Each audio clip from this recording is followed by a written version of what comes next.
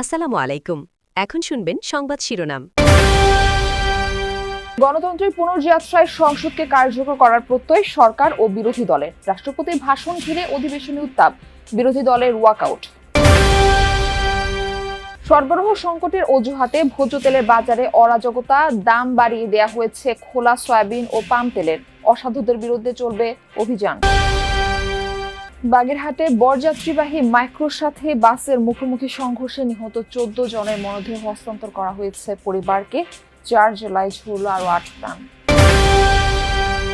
মধ্যপ্রাচ্যের দ্বিতীয় সপ্তাহে গড়ালো ত্রিমুখী যুদ্ধ। পাল্টাপাল্টি হামলায় উত্তপ্ত মিত্র দেশগুলো।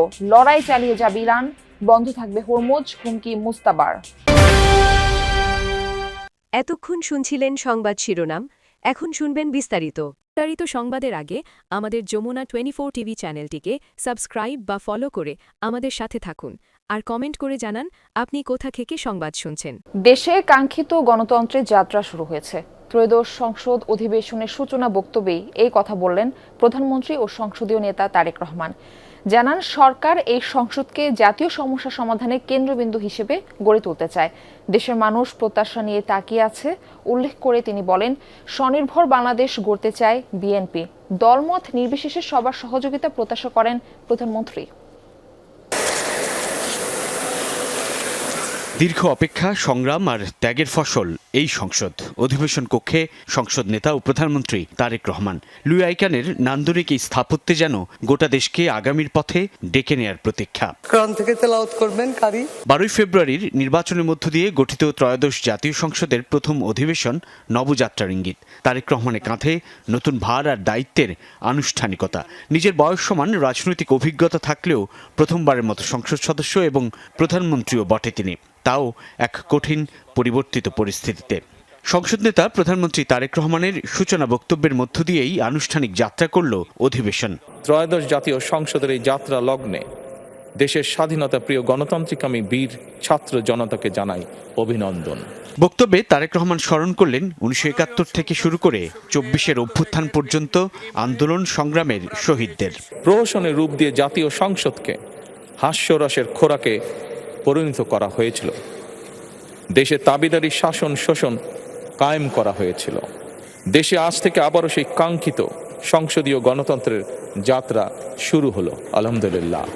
দেশের প্রতিটি নাগরিককে স্বনির্ভর করতে বিএনপি কাজ করবে বলেও জানান প্রধানমন্ত্রী। জাতীয় সংসদে দলের প্রতিনিধিত্ব করলেও প্রধানমন্ত্রী হিসাবে আমি এই জাতীয় সংসদে দেশের প্রতিনিধিত্ব করছি। আমাদের দল কিংবা মত কর্মসূচি ভিন্ন হতে পারে, কিন্তু তাবেদার মুক্ত দেখা দিয়েছে বোতলজাত সয়াবিন তেলের সংকট। এই সুযোগে খোলা সয়াবিন তেলের কেজিও বিক্রি হচ্ছে 210 টাকা পর্যন্ত। সপ্তাহের ব্যবধানে যা বেড়েছে 10 টাকা, আর সরকার নির্ধারিত মূল্যের তুলনায় যা প্রায় 30 টাকা বেশি। বিক্রেতারা বলছেন, ডিলারদের কাছ থেকে পর্যাপ্ত সরবরাহ পাচ্ছেন না। অন্যদিকে প্রয়োজনের তুলনায় ক্রেতাদের অতিরিক্ত খরিদ চাপ বাড়াচ্ছে যোগানে। তবে ভোক্তা অধিকার বলছে, বাজারে পর্যাপ্ত ভোজ্য তেল রয়েছে। অসাধু মহলের বিরুদ্ধে বাড়ানো হয়েছে অভিযান। বাজারে দুশ্চিন্তা বাড়াচ্ছে ভোজ্য তেল। একদিকে দেখা দিয়েছে বোতলজাত সয়াবিন তেলের সংকট, এই সুযোগে খোলা তেলও কেজি প্রতি বিকোচ্ছে 30 টাকা বেশিতে। চড়া পাম অয়েলের দরও, অথচ গেল ডিসেম্বরেই দাম বাড়িয়ে ভোজ্য তেলের দাম পুনর্নির্ধারণ করা হয়। আমি এর আগে কিনছি হলো 197 টাকা, হ্যাঁ, আজকে এসে দেখলাম 205 টাকা। নিলাম আমার মাসে মনে করেন দুটা লেগে যায়, 2-3টা লেগে যায়। খোলা সয়াবিন বিক্রি হওয়ার কথা 176 টাকা কেজিতে, কিন্তু বাজারে সেই দামে তেল মিলে কই। অন্যদিকে মুদি দোকানে বোতলজাত সয়াবিন তেলের দেখাও মেলা ভার। বিক্রেতারা বলছেন, রমজানের শুরু থেকেই ডিলাররা চাহিদা অনুযায়ী বোতল সরবরাহ করছেন না। তবে ভোগান্তির প্রধান কারণ ক্রেতাদের প্যানিক বাইং, অর্থাৎ চাহিদার চেয়ে অতিরিক্ত তেল খরিদ। 15-20 দিন যাবৎ কোনো তেল নাই বাজারে। আমরা কোম্পানির সাথে কোনো দেখাই পাইতেছি না। টাকা দিয়া বলতেছি মাল দেওয়ার জন্য, কেউই মাল দিতেছে না। কৃত্রিম সংকট, এটা কোম্পানিরা করছে। কোম্পানির সিন্ডিকেট, বাংলাদেশের আপনার যারা তেল বাজারে যারা আছে তারাই সিন্ডিকেট করে। ওই 2-1টা যদিও দেয়, ওরা দিলে ওই মশলা নিতে হবে, হ্যাঁ, এটার বিনিময়ে আরেকটা মাল নিতে হবে। আমরা তো এগুলো রেখে কাস্টমারের সাথে আমাদের সমস্যা। এদিকে ডিলারদের দাবি, কোম্পানি পর্যায় থেকেই যোগান কমিয়ে দেওয়া হয়েছে। বাবুল 30 কার্টন, নাজিমিজান 30 কার্টন, এবার এরকম যে মানে দিছি, তো 1200 কার্টন মাল দিছি। এরপরেও যদি বলে তাহলে তো কিছু করার নেই। আর একটা কথা হচ্ছে যে বাইরে বলতে কীরকম, যেমন দেখেন আপনি আইছেন 1 কার্টন তেলের জন্য, আমি যদি আপনাকে না দিই আপনি তো বলবেন। বাগেরহাটের রামপালে ভয়াবহ সড়ক দুর্ঘটনায় নিহত 14 জনের মরদেহ বাড়িতে নেওয়া হয়েছে। আপনজনদের নিহর দেহ বাড়িতে পৌঁছালে কান্নায় ভেঙে পড়েন স্বজনরা। শোকের ছায়া এলাকা জুড়েই। এর আগে পরিবারের আবেদনের প্রেক্ষিতে ময়নাতদন্ত ছাড়াই খুলনা মেডিকেল কলেজ হাসপাতাল থেকে গত রাত 1:30টার দিকে 10 জনের মরদেহ পরিবারের কাছে হস্তান্তর করা হয়। এ সময় উপস্থিত ছিলেন নৌবাহিনীর সদস্যরা। এছাড়া রামপাল উপজেলা স্বাস্থ্য কমপ্লেক্স থেকে 4 জনের মরদেহ স্বজনদের কাছে হস্তান্তর করা হয়। বৃহস্পতিবার বিকেলে বাগেরহাটের রামপালের বাবুবাড়ি এলাকায় বাসের সাথে সংঘর্ষ হয় বরযাত্রীবাহী মাইক্রোবাসের। বরকনে সহ নিহত হন পরিবারের 14 জন। খুলনা মেডিকেলে চিকিৎসাধীন একজনের অবস্থাও গুরুতর। সাপ্তাহিক ছুটির আগের দিন সড়ক দুর্ঘটনায় 4 জেলায় প্রাণ গেছে 8 জনের। বৃহস্পতিবার যশোর, মানিকগঞ্জ, মাদারীপুর এবং সিরাজগঞ্জে এসব দুর্ঘটনা ঘটে। যশোরের বাঘারপাড়ায় ঢাকা মাগুরা মহাসড়কে দ্রুতগামী পরিবহনের সঙ্গে ইঞ্জিন চালিত ভ্যানের মুখোমুখি সংঘর্ষে 2 জন নিহত এবং 1 জন গুরুতর আহত হয়েছে।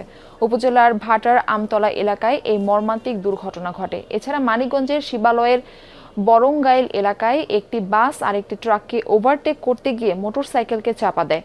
এতে ঘটনাস্থলে স্বামী মোনাইম খান ও হাসপাতালে নেয়ার পর স্ত্রী জ্যোৎস্না আক্তারের মৃত্যু হয়। এদিকে মাদারীপুরের ট্রাকের সঙ্গে মোটরসাইকেলের মুখোমুখি সংঘর্ষে 2 মোটরসাইকেল আরোহী নিহত হয়েছে। সদর উপজেলার মাদারীপুর মধ্যপ্রাচ্যে ইসরায়েল ও মার্কিন মিত্রদের লক্ষ্য করে হামলা অব্যাহত রেখেছে ইরান। বৃহস্পতিবার অপারেশন ট্রু প্রমিস 4 এর আওতায় 43 দফায় ক্ষেপণাস্ত্র হামলা চালায় রেভলিউশনারি গার্ড IRGC। টার্গেট করা হয় ইসরায়েলি রাজধানী সহ বেশ কিছু শহর। মধ্য ইসরায়েলে আঘাত হানে একটি ইরানি ক্ষেপণাস্ত্র। আংশিক ক্ষতিগ্রস্ত হয় কয়েকটি আবাসিক স্থাপনা, তবে কোনো প্রাণহানি ঘটেনি। এদিন বাহরাইনের সবচেয়ে বড় হামলা চালায় IRGC। ক্ষেপণাস্ত্র ড্রোন দিয়ে টার্গেট করা হয় যুক্তরাষ্ট্রের 5ম নৌবহর। এছাড়া সৌদি আরবে 38টি ড্রোন ভূপাতিত করা হয়। ইরাকে যৌথ ঘাঁটিতে চালানো হামলায় 1 ফরাসি সেনা নিহত সহ আহত হন 6 জন। সংযুক্ত আরব আমিরাতে ধ্বংস করা হয় 10টি ব্যালিস্টিক মিসাইল ও 26টি ড্রোন। কাতারে 2 ব্যালিস্টিক, একটি ক্রুজ মিসাইল সহ বেশ কয়েকটি ড্রোন ও প্রতিহত করা হয়। এছাড়াও হামলা চালানো হয় কুয়েতেও। ইরানের সর্বোচ্চ নেতা নির্বাচিত হওয়ার পর প্রথমবার বিবৃতি দিলেন আয়াতুল্লাহ মুজতাবা খামেনি। বৃহস্পতিবার রাষ্ট্রীয় টেলিভিশনে সম্প্রচারিত হয় তার বক্তব্য। ইসরায়েল ও যুক্তরাষ্ট্রকে হুঁশিয়ারি দিয়ে বলেন, লড়াই চালিয়ে যাবে ইরান, নেওয়া হবে রক্তের প্রতিশোধ, বন্ধ থাকবে হরমুজ প্রণালী, স্পষ্ট জানিয়ে দেন মুজতাবা। তার দাবি, চলমান যুদ্ধে মধ্যপ্রাচ্যে তাদের টার্গেট কেবল মার্কিন সামরিক ঘাঁটি।